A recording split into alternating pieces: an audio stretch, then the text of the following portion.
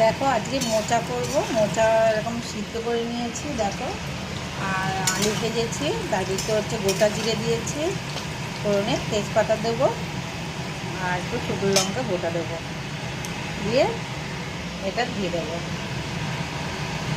তেজপাতা দেওয়া আছে, শুকনো লঙ্কা গোটা দিয়েছি, জিরে দেওয়া হয়ে গেছে। এবার এটা ঢেলে দিচ্ছি। এটা সিদ্ধ করে নিয়েছিলাম। এবার এক এক করে হলুদ, নুন, জিরে গুঁড়ো, আদা পেস্ট, লঙ্কা সব দেবো, নুন দিয়ে ঢেকে দেবো।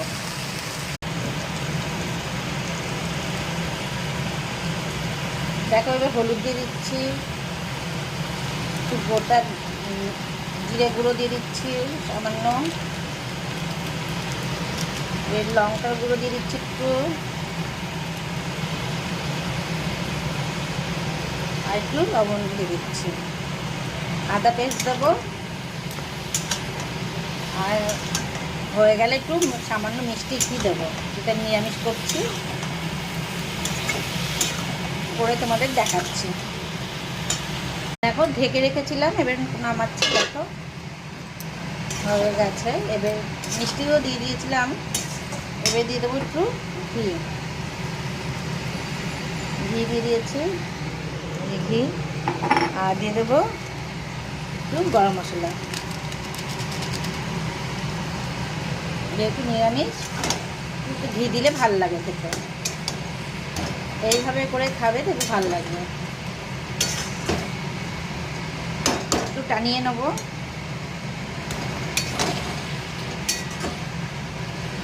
নামিয়ে তোমাদের দেখাচ্ছি।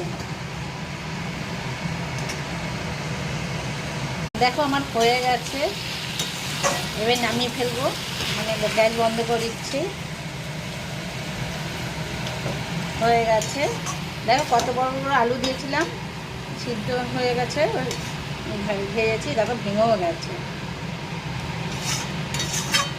খুব সুন্দর হয় এরকম করে নিরামিষ খাবে মোচা, ভাল লাগবে। ঘি মনে করে অবশ্যই ঘি আর হচ্ছে গরম মশলা আর একটু মিষ্টি দেবে, তাহলে ভালো লাগবে। কেমন হয়েছে কমেন্ট করে বলবে। সবাই ভালো থেকো, টাটা।